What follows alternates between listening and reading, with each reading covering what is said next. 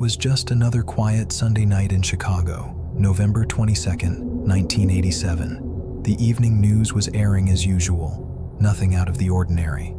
But at exactly 9:14 p.m., viewers watching WGN-TV Channel 9 suddenly saw something they weren't supposed to. Without warning, the screen flickered, glitched, and then cut to black. I'll get you a hot drink, miss. Some dry clothes. Because he's a freaking nerd. I think I'm gonna check Swarsky. Freaking oh, Jesus. A few seconds later, the image returned, but it wasn't the news. It was something else, something deeply unsettling. A man wearing a plastic Max Headroom mask, a parody of a popular 80s AI TV character, was standing in front of a moving sheet of corrugated metal, eerily swaying back and forth. No network graphics, no explanation, just distorted, muffled audio, static noise, and the sound of his breathing. This bizarre transmission lasted only 25 seconds before engineers at WGN regained control of the signal. Most people assumed it was some kind of prank, maybe a malfunction, but the night wasn't over yet. Almost 2 hours later, at 11:15 p.m., during an episode of Doctor Who on PBS affiliate WTTW Channel 11, the broadcast was hijacked again, this time for longer, roughly 90 seconds of pure chaos. The same masked figure appeared, speaking in distorted gibberish, referencing TV shows, political figures, and inside jokes that no one could fully understand. At one point, he shouted about a Chicago sportscaster. At another, he moaned about nerds and brandished a Pepsi can, mocking a commercial slogan. Then, disturbingly, the figure turned his back to the camera and was struck repeatedly with a fly swatter by someone just out of frame. The hijack ended abruptly, cutting back to Doctor Who mid-scene. The control room had no idea what had just happened, and neither did anyone watching. Even in a medium that is no stranger to bizarre moments, these were truly bizarre. Starting first on WGN-TV at 9:14 Sunday night during a sportscast. 12 quarters finally did. What's important to understand here is just how difficult this hijacking was to pull off. This wasn't a simple case of uploading a fake video online. This was 1987. Signal hijacking meant intercepting a powerful over-the-air broadcast signal with specialized equipment.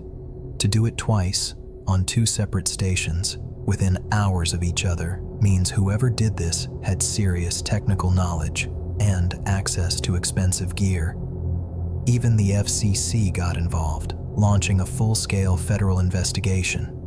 Dozens of engineers, investigators, and broadcast specialists tried to trace the signal, but they found nothing. No leads, no suspects. What makes this so chilling isn't just the hijack itself, it's the intent behind it. There was no political message, no demands, no manifesto, just bizarre ramblings, cryptic phrases, and unsettling gestures. It felt almost like a performance meant only for the hijacker themselves. Some theories suggest it was a group of rogue broadcast engineers showing off their abilities. Others believe it was a disgruntled former employee of one of the stations. But a smaller number of people, the ones who rewatch this footage late at night and still feel uneasy, think there was something deeper. Why did he wear the Max Headroom mask, a character known for being a glitchy, artificial AI personality? Why the cryptic references? Why the physical punishment with a fly swatter? Like some kind of ritualistic act. And perhaps the most unsettling question of all. If they were able to hijack major television networks back then, how much easier would it be now? Nearly 4 decades later, the case remains unsolved. No one has ever been identified. No arrests were made. And the true motives behind one of television's strangest intrusions remain a mystery.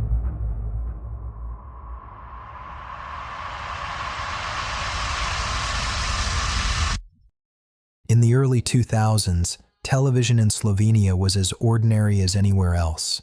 Daily news, morning talk shows, children's programs, nothing out of the ordinary.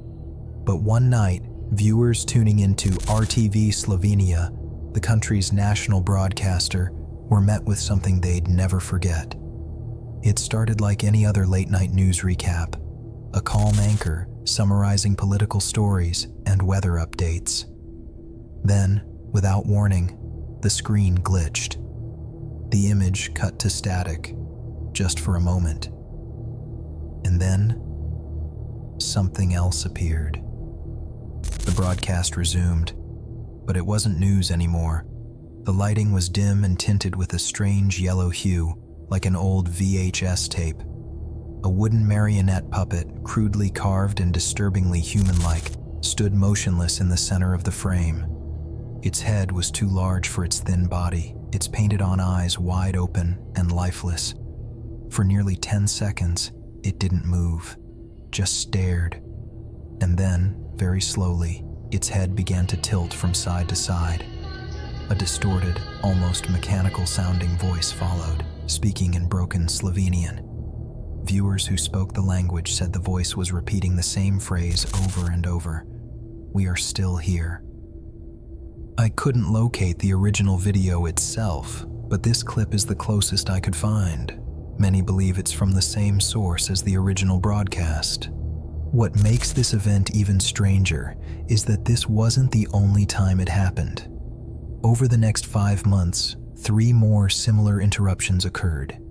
Each featured the same puppet, always motionless at first, always delivering a short, cryptic message.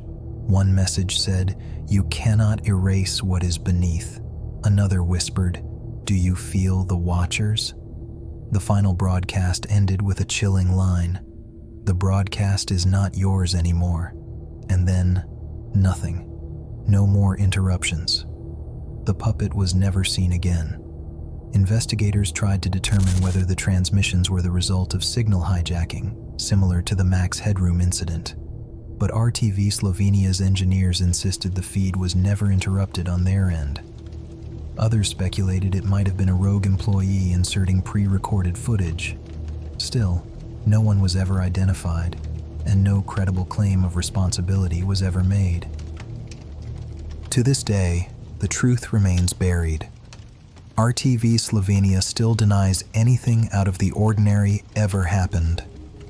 The few clips that do exist surface on obscure YouTube channels and hidden Reddit threads, often deleted shortly after they're uploaded, did have the power to hijack a national television network and speak directly into people's homes.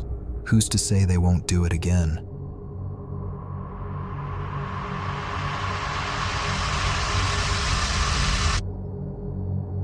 There's something deeply unsettling about children's programming. It's supposed to be bright, happy, and safe.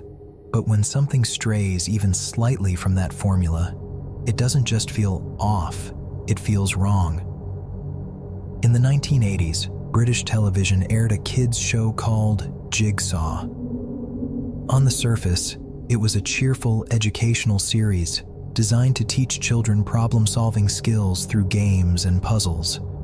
But buried inside the show's otherwise innocent lineup was a character who would become one of the most disturbing figures to ever appear on television. His name was Mister Noseybonk. At first glance, Nosybonk looks like a surrealist fever dream. He wears a pristine white tuxedo with gloves, a flower pinned to his lapel, and a horrifying fixed grin on a porcelain white mask.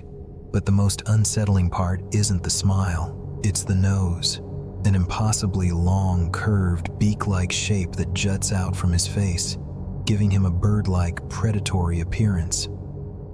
Here's Nosybonk pottering around and planting a clue to the whole word.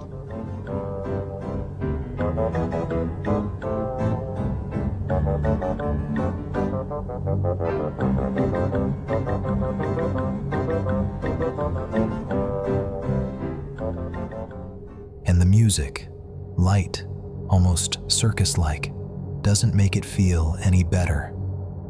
If anything, it makes the whole thing worse. Clips from the show have since resurfaced on YouTube, and thousands of viewers who grew up watching Jigsaw have admitted that Mr. Noseybonk terrified them as children. Even as adults, many say they still feel deeply uncomfortable watching the character. And the question is, why? Why did a character designed to teach kids about puzzles feel more like something out of a psychological horror film? Was it intentional, or was it just an accidental case of crossing the line between funny and terrifying? Some believe there's a deeper reason behind Nosybonk's disturbing aura, that his exaggerated movements and frozen expression tap into a psychological phenomenon known as the uncanny valley. It's the idea that human-like figures that aren't quite human, like dolls, mannequins, or masks, trigger an instinctive sense of unease in us. And Nosybonk, with his lifeless stare and unnatural proportions, lands squarely in that valley. But there's one more layer that adds to the mystery. After Jigsaw ended in 1984, Mr. Noseybonk vanished. He never appeared in another program. The BBC never attempted to bring him back. It's almost as if the character was quietly buried, erased from television history, and yet, he lingers. New generations are now discovering him through grainy VHS clips and old BBC archives. And with that resurgence has come speculation, theories ranging from artistic satire to darker suggestions that the character was meant to unsettle kids, to teach them how to question what feels off. But one thing remains certain. There's something about Mr. Noseybonk that you just can't forget. Even after the clip ends, his image lingers in your mind. That mask, that grin, that too long nose. Maybe it's because we expect children's television to feel comforting. Maybe it's because his silence lets our minds fill in the blanks. Or maybe it's because deep down, something about Mr. Noseybonk doesn't feel like a character at all, but something else hiding behind a mask. Even now, over 40 years later, people still report having nightmares about him. And if you watch the footage for yourself, if you stare long enough into those empty eyes, you might understand why. Because there's something uniquely disturbing about a character designed for innocence that instead awakens fear. And Mr. Noseybonk remains, to this day, a haunting reminder that even in the safest places, even on daytime television, something deeply unsettling can still slip through.